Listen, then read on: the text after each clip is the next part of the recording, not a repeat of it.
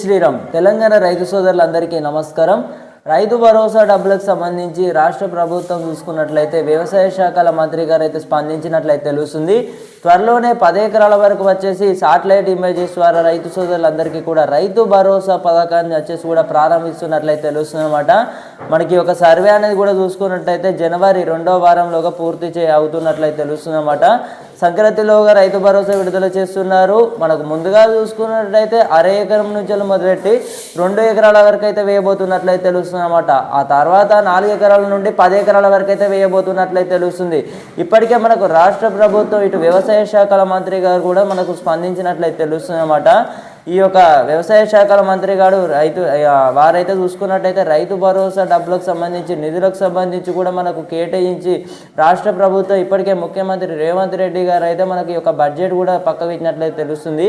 రైతు భరోసా డబ్బులకు సంబంధించి గత వానాకాలం సీజన్లో ఎలాగో నిధులు విడుదల చేసారో ఈ యాసంగి కూడా క్షేత్రస్థాయిలో 9,000 కోట్ల రూపాయలు వచ్చేసి 9 రోజులలో ఖాతాలో జమ చేయడానికి రాష్ట్ర ప్రభుత్వం సిద్ధమవుతున్నట్లయితే తెలుస్తుంది. ఇప్పటికే మనకు రాష్ట్ర ప్రభుత్వం సంక్రాంతికి నిధులు విడుదల చేస్తారని అయితే మనకు అఫీషియల్ కన్ఫర్మేషన్ కూడా రిలీజ్ అయితే చేయడం అయితే జరిగిందన్నమాట. సో రైతులు ఈ యొక్క విషయాన్ని గమనించి ప్రతి ఒక్క రైతులందరికీ కూడా తప్పకుండా షేర్ చేయగలరన్నమాట. ఇప్పటికే మనకు రాష్ట్ర ప్రభుత్వం చూసుకున్నట్టయితే రైతు భరోసా డబ్బులకు సంబంధించి క్షేత్రస్థాయిలో ఈ యొక్క సర్వేలు చేయడానికి కూడా ఈ యొక్క మనకు చూసుకున్నట్టయితే ప్రారంభించినట్లయితే తెలుస్తుంది. అయితే సాగు చేసే భూమికే రైతు భరోసా ఇవ్వడం అయితే జరుగుతుందన్నమాట. ఈ యొక్క సాగు చేసే భూమికి అంటే ఒక రైతు భరోసా డబ్బులకు సంబంధించి మనకు ముందుగాలు ఈ 4 ఎకరాల వరకే వేస్తారన్నమాట సంక్రాంతికి చూసుకున్నట్టయితే. ఆ తర్వాత ఈ 10 ఎకరాల వరకు అంటే 9 రోజులలో 9,000 కోట్ల రూపాయలు వచ్చేసి 10 ఎకరాల వరకు వచ్చేసి కూడా ఖాతాలో జమ చేయబడతాయి అన్నమాట. సో రైతులకు అందరికీ కూడా తప్పకుండా చేయగలరు. డిస్ట్రిక్ట్ వివరాలకు సంబంధించి కానివ్వచ్చు, మనకు జిల్లాల వారీగా మొదలెట్టి మండలాల వారీగా తర్వాత గ్రామాల వారీగా వచ్చేసి కూడా రైతుల ఖాతాలో జమ చేయబడతాయి అన్నమాట. ఈ యొక్క నగదును చూసుకున్నట్టయితే మొత్తం అక్షరాలు చూసుకున్నట్టయితే 9,000 కోట్ల రూపాయలు 9 రోజులలో మనకు ఎకరాల వారీగా విడుదల చేయడం అయితే జరుగుతుందన్నమాట. సో ఇదన్నమాట మనకు రాష్ట్ర ప్రభుత్వం కూడా ఇప్పటివరకు చూసుకున్నట్టయితే క్లారిటీ అయితే ఇవ్వడం అయితే జరిగింది.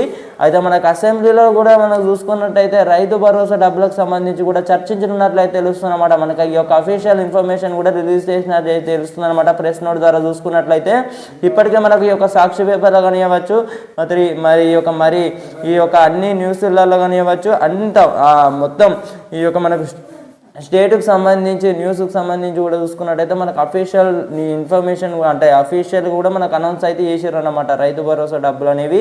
మరి ఇప్పుడు రాష్ట్రంలో చూసుకున్నట్టయితే మున్సిపాలిటీ ఎన్నికలు వచ్చేసి కూడా ఫిబ్రవరిలో ఉండబోతున్నట్లయితే తెలుస్తుంది.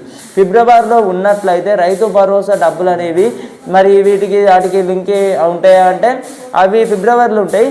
మరి ఈ జెడ్పీటీసీ ఎంపీటీసీ ఎన్నికలు మరి ఎప్పుడు ఉంటాయా అనే దానిపై అయితే మనకి ఇంకా వరకైతే క్లారిటీ లేదన్నమాట.